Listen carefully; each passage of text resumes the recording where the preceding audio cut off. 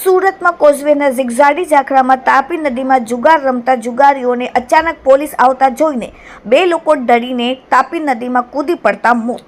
રાંદેરના બે યુવાનોનું મોત થતાં પરિવારવાળાનો પોલીસની બેદરકારીથી મોત થયા હોવાનો આક્ષેપ.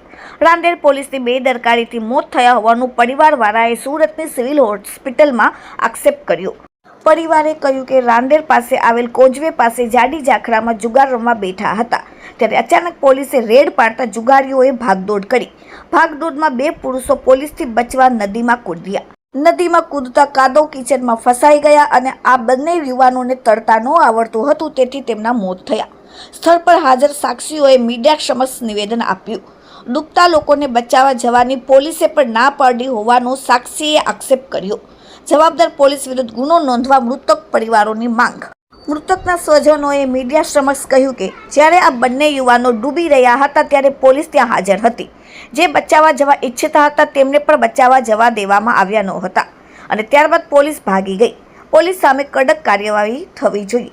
બીજી બાજુ આ અંગે રાંદેર પોલીસના પીઆઈ ચૌધરીએ કહ્યું કે કોઝવે પાસે અવારું જગ્યા છે જ્યાં અમારી ટીમ પેટ્રોલિંગ કરવા માટે ગઈ.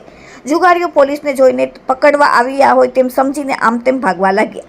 આ બે જણા તાપી નદીમાં કૂદી ગયા હતા. દરમિયાન અચાનક જ ભરતી આવી જવાના કારણે બંને ડૂબી ગયા. પોલીસ દ્વારા જ ફાયર બ્રિગેડને જાણ કરવામાં આવી હતી.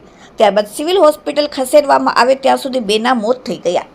મરણ જનાર બંનેના નામ છે એક 54 વર્ષીય ગુલામ નબી ગુલામ મોહમ્મદ સફેદા રહેવાસી માલુમવાડ સ્ટ્રીટ રાંદેર અને બે 45 વર્ષીય અમીન.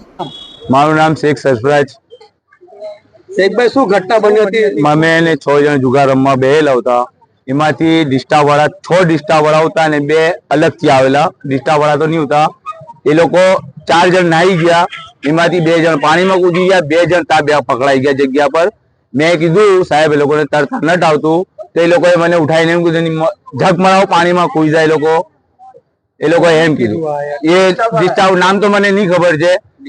હવે એ લોકોએ વિડીયો બી ઉતારેલી છે. બંને ડિસ્ટા વાળાએ વિડીયો ઉતારેલી છે એ લોકોની.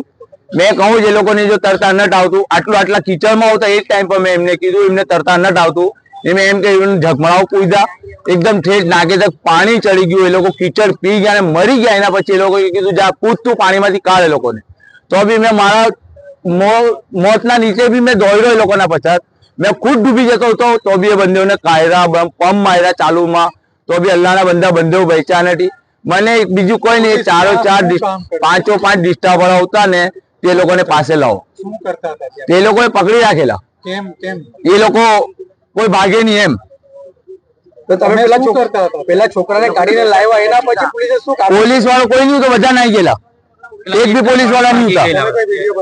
પોલીસ વાળાએ 2 બનાવેલા જ વિડીયો. ના અમારો મોબાઈલ જ નહીં ઉતારતો. આ પેન બી કીચડ વાળી છાકી મારી.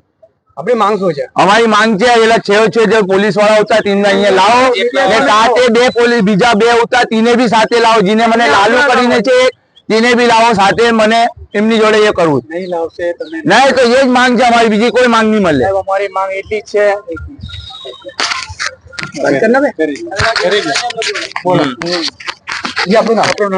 મારું નામ છે સાજિદ ગુલામ મોહમ્મદ સફેદા.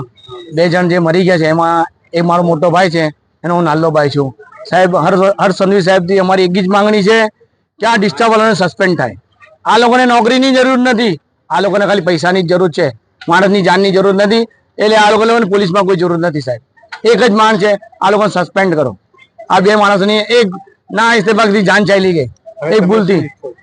અમારી એક જ છે ઈચ્છા કે ભાઈ બોડી સ્વીકારશો કે નહીં સ્વીકાર? બોડી તો અમારે સ્વીકાર છે. અમારા ભાઈ છે અમારે બોડી સ્વીકારવી જ પડશે ને. શું નામ હતું અને કેટલી ઉંમર હતી? પરિવારમાં કેટલા લોકો હતા? એમની ઉંમર છે 54 વર્ષની ઉંમર છે.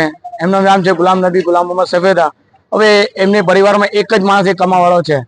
એમની વાઈફ છે, 2 છોકરીઓ છે. હવે એનું ભરણ પોષણ કરવાવાળો કોણ?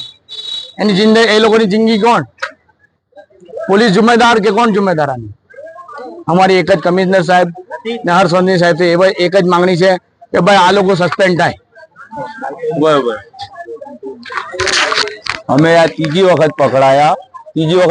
એ લોકો જામીનમાં ખાલી 2,000 રૂપિયા લઈ લઈને અમને છોડી દે. 2-3 કલાક પકડે, 2 લાગે લોકઅપમાં ને 3 કલાક પછી અમારી પાસે છોડી દે. 3,000 રૂપિયા લે તો બી કેસ બનાવે ને ત્યાં કોર્ટમાં અમને હાજર કરવું નથી કરતા એ લોકો.